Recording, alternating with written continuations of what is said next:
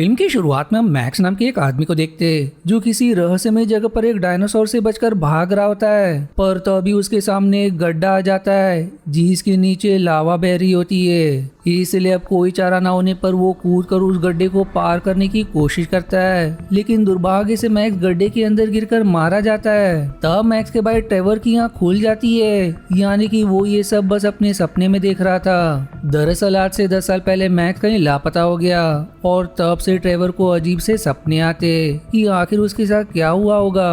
अब ट्रेवर अपने कॉलेज आता है जहाँ वो वोल्केनोलॉजिस्ट है जो बच्चों को वोल्केनो के बारे में पढ़ाता है। इसके बाद जब वो अपने घर आता है तब वहाँ मैक्स की पत्नी एलिजाबेथ अपने बेटे सियन के साथ आती है जो ट्रेवर से कहती है कि मैं 10 दिनों के लिए काम से कहीं जा रही हूँ, तब तक तुम सियन को संभाल लेना।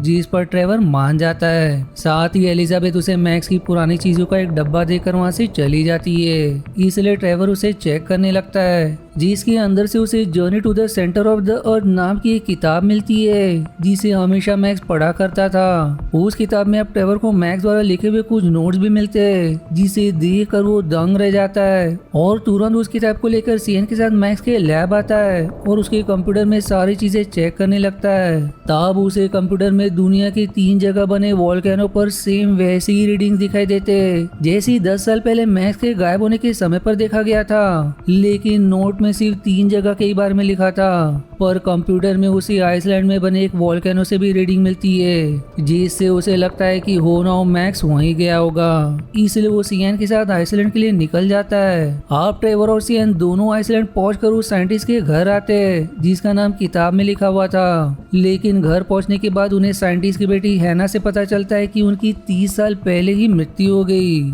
जहाँ हैना उन्हें वही किताब दिखाती है जैसे कि ट्रेवर के पास है। साथ ही वो उनसे ये भी शेयर करते हैं कि मेरे पिता मानते थे कि इस किताब में लिखी हुई सारी चीजें बिल्कुल सही है। मुझे लगता है कि तुम्हारा भाई भी इसी चीज का पता लगाने गया होगा।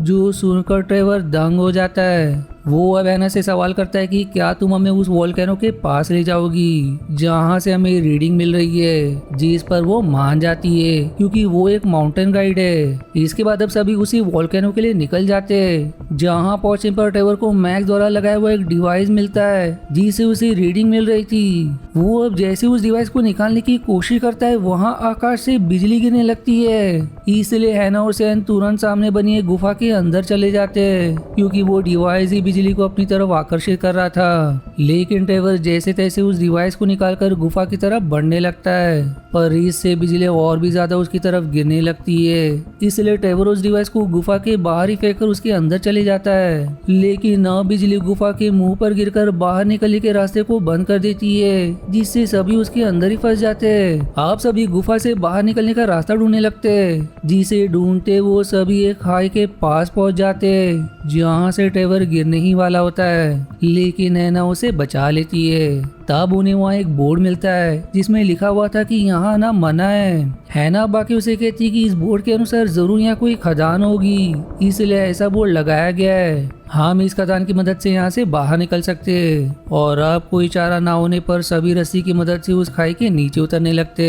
अब उन सब के नीचे आने के बाद हैना को वहाँ एक जनरेटर दिखाई देता है जिसे वो चालू भी कर देती है और जनरेटर के चालू होते ही पूरे खदान की बिजली भी चालू हो जाती है, जो देख कर तीनों खुश हो जाते और अब ट्रॉली की मदद से ट्रैक्स के जरिए वहाँ से बाहर निकलने का रास्ता ढूंढने लगते। लेकिन ट्रैक्स काफी ज्यादा लंबे और ऊपर नीचे थे जिस वजह से उनकी ट्रॉली किसी गेम की तरह तेजी से आगे बढ़ने लगती है। तभी सामने उन्हें कुछ ट्रैक्स टूटे हुए दिखाई देते हैं, लेकिन रफ्तार तेज होने के कारण वो तीनों उसकी दूसरी तरफ आने में सफल हो जाते।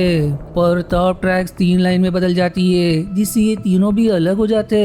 अब हैना और ट्रेवर की आगे का रास्ता खत्म हो जाता है, इसलिए अब हैना चालाकी से एक हुक को ट्रैक में फंसा देती है जिससे दोनों ट्रॉली के बाहर आकर हादसे का शिकार होने से बच जाते।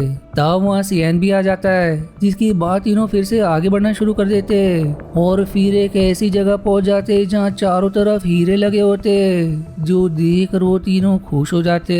पर जहाँ सभी खड़े थे वो जगह काफी ज्यादा पतली थी और इनके वजन के कारण वहाँ की जमीन टूट जाती है जिससे अब तीनों भी तेजी से नीचे गिरने लगते और काफी देर तक गिरते रहने के बाद उनके ऊपर पानी की बूंदें आने लगती है और तब जाकर वो सभी पानी में आ गिरते जिससे उनकी जान बच जाती है। तभी उनकी नजर सीलिंग पर चमकते हुए पक्षियों पर पड़ती है, जिसे देखकर वो सभी दंग रह जाते हैं। ट्रेवर अब उनसे कहता है कि ये पक्षी तो कई मिलियन साल पहले ही विलुप्त हो चुके थे, तो ये यहाँ कैसे आए।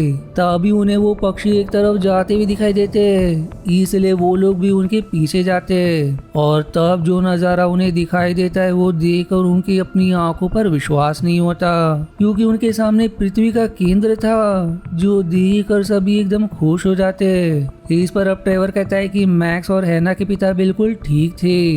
अब ट्रेवर दोनों को उसी किताब में बनी फोटोज दिखाता है, जो बिल्कुल वैसी ही जगह होती है जहाँ वो खड़े थे। तब वो उनसे कहते हैं कि इस किताब में यहाँ की फोटो होना इस बात का सबूत है कि इससे पहले कोई यहाँ आ चुका है, और अगर वो यहाँ से बाहर जा सकता है तो हम क्यों नहीं, हमें बस रास्ता ढूंढना है। इसलिए अब सभी यहाँ से बाहर निकलने का रास्ता ढूंढने लगते हैं। तभी उन्हें एक ट्री हाउस दिखाई देता है, इसलिए सीएन और ट्रेवर उसके अंदर जाते हैं, जहाँ इंसान द्वारा रखी हुई चीजें थी, जो देखकर वो दंग रह जाते हैं। दूसरी तरफ हैना आसपास के इलाके की छानबीन कर रही होती है, और तभी उसे वहाँ मैक्स का शव दिखाई देता है, जिसे देखकर वो उदास हो जाती है। यानी कि मैक्स यहाँ तक पहुँच चुका था और उसी ने वो ट्री हाउस भी बनाया था। इसलिए हैना तुरंत ट्रेवर से सीएन को भी इसके बारे में बताती है, जो देखकर वो दोनों भी एकदम दुखी हो जाते हैं। जिसके बाद अब सभी मिलकर मैक्स के शव का अंतिम संस्कार कर देते।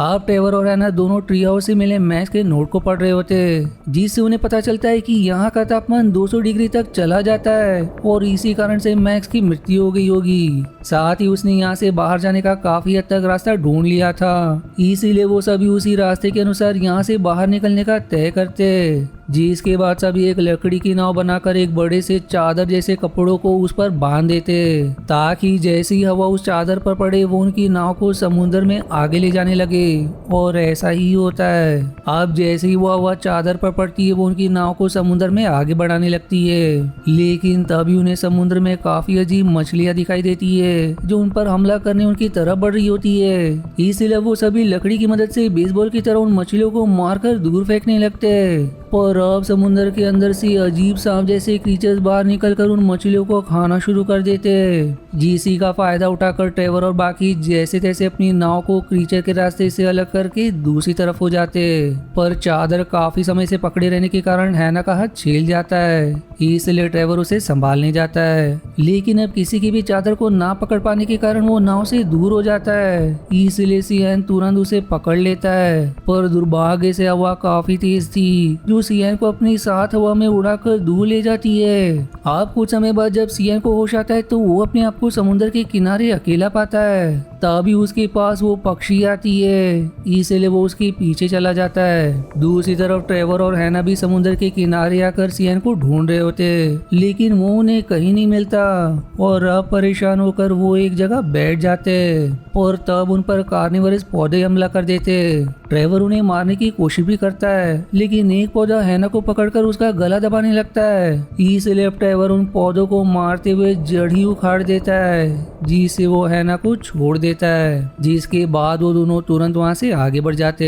इधर से उस पक्षी का पीछा करते हुए आगे बढ़ रहा होता है, तब उसके सामने काफी खतरनाक जगह आ जाती है, जहाँ से आगे बढ़ने के लिए उसे हवा में तैरते हुए पत्थरों को पार करना होगा। इसलिए वो काफी हिम्मत करके उस पत्थर से आगे बढ़ना शुरू करता है, लेकिन तब एक पत्थर बाकी पत्थर से टकरा जाता है, जिससे आगे के पत्थर दूर हो जाते हैं। अब ये देखकर सीएन एकदम परेशान हो जाता है, लेकिन तब भी वो हिम्मत नहीं हारता और जैसे तैसे उस जगह को पार करने में सफल हो जाता है। इधर हैना और ट्रेवर उस नोट के अनुसार एक सूखे रेगिस्तान के पास आते हैं, जहाँ एक गीजर है, यानी कि एक ऐसी पत्थर से घिरी और पानी से भरी जगह जो लावा के पास होती है। और अब जैसे लावा पत्थरों को एकदम ज्यादा गर्म कर देता है, वहाँ का पानी बहुत ही ज्यादा प्रेशर के साथ तेज रफ्तार में वोल्केनो से होते हुए पृथ्वी की सतह पर आ जाता है, और यही एक रास्ता है जिससे वो सभी ऊपर जा सकते हैं। इसलिए ट्रेवर वहाँ सीएन को ढूंढने लगता है, क्योंकि उसने उसे कंपास देकर इसी जगह के बारे में बताया था, जिस वजह से उसे लग रहा होता है कि सीएन यहीं कहीं आसपास होगा, लेकिन वो उसे कहीं दिखाई नहीं देता।